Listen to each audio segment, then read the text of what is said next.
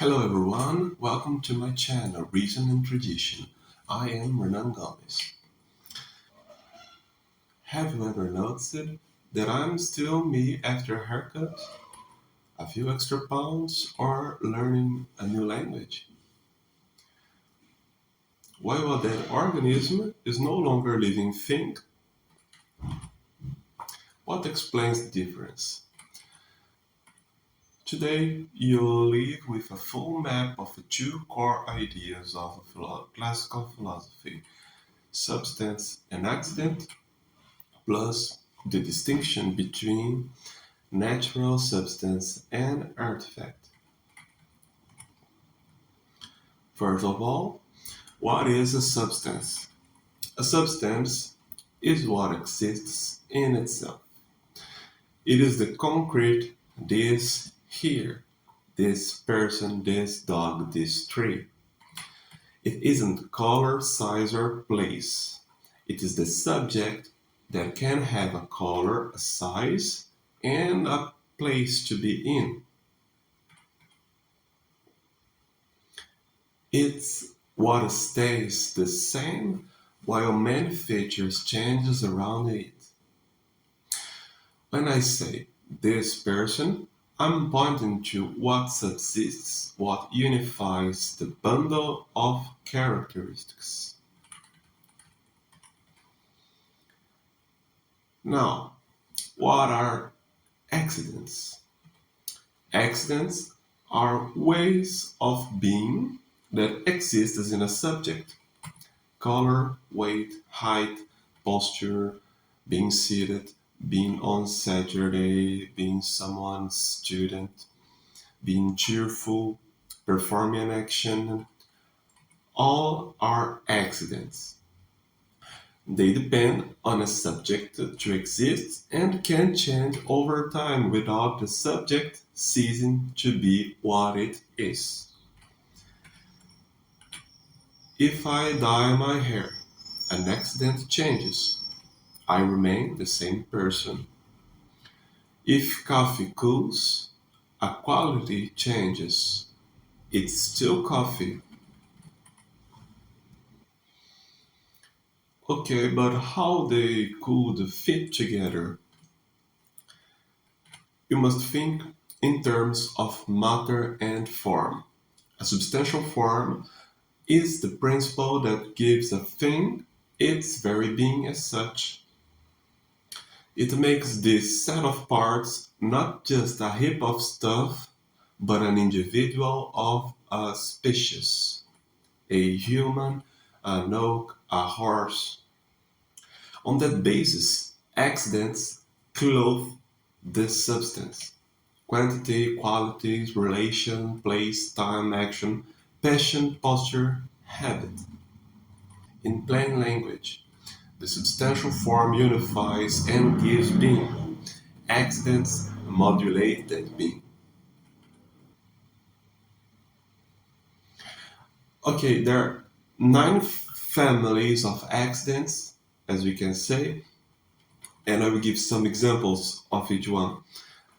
The first of all is the quantity, and examples are height and weight. The second is quality. Some examples like knowing Latin, being strong, being right. The next one is relation. We can be a student, we can be a father, we can be taller than someone. And we have action like teaching and running, and passion like being taught, being pushed. And when, like Thursday, like 8 a.m., and where, like at home, at work,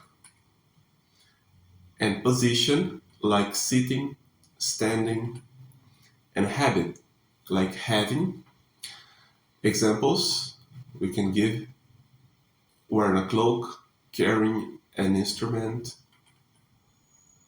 Okay, Now that you understand what is a substance and what is an accident, we can talk about changes. There, there is two kinds of changes: accidental change and substantial change. Accidental change is the one where the modes of being vary, like color, size, place, mood, temperature, while the same substance remains. And the other one, the substantial change, is where the form is the one where the form that gave being is lost. He lost its substantial form, then it ceased to be that substance, and then it becomes something else. Like a paper that burns and turns to ash is no longer a paper. The substance of paper has changed to the substance of ash. When an organism dies, the form that made it a living being ceases. Again, substantial change.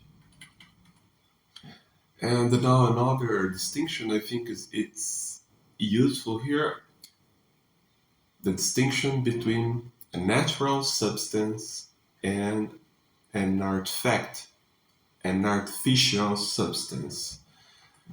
A natural substance is one in itself. It has an internal unity. It's not just assembled by outside. It has an intrinsic principle of activity and rest, a nature. The substantial form unifies the matter and the ground to proper operations. That's why a living being is more than the sum of parts. The living body is true unity, an unum per se, and so it keeps identity through many accidental changes over time. An artifact, table, sheet, watch, guitar, as such, is not a new substantial composite.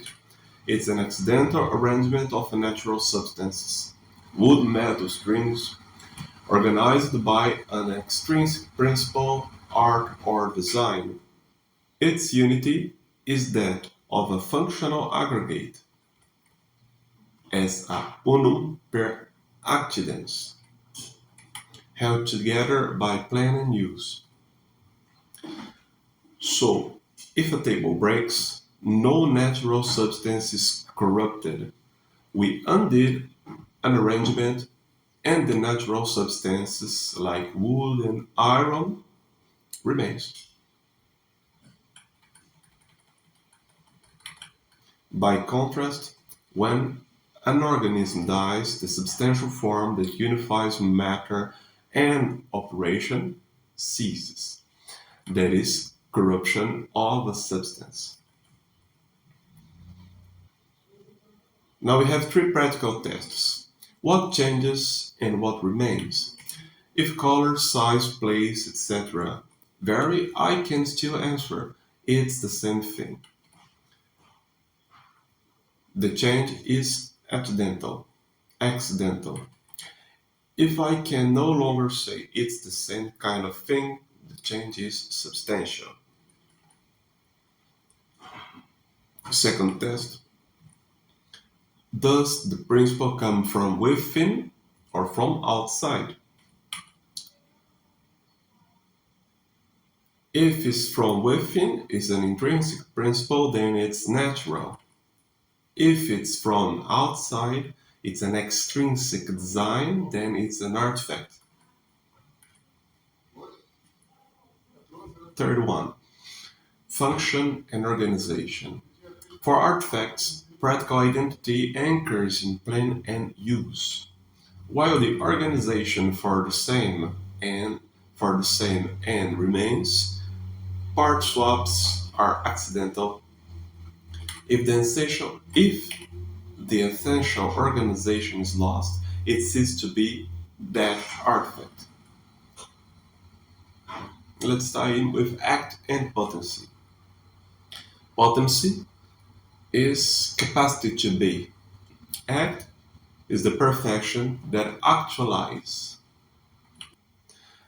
A substance is potency to certain accidents can gain or lose them without ceasing to be itself. Like the hair darkens or lightens, one learns or forgets, cools or warms. In generation or corruption, it's not an accident that changes, but the substantial form that arrives or ceases, and with it, the very being of the thing. Okay, two quick examples. First one, me today against me near a year from now. Weight, haircut, city may change, but I am the same human substance traversing accidents. The second one, a table.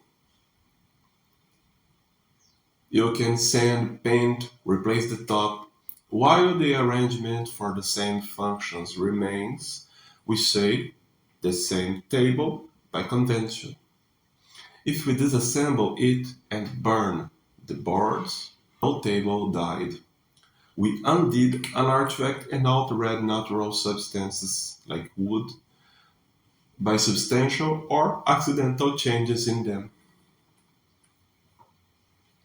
If this video helped you, leave a like and subscribe to Reason and Tradition. See you in the next video.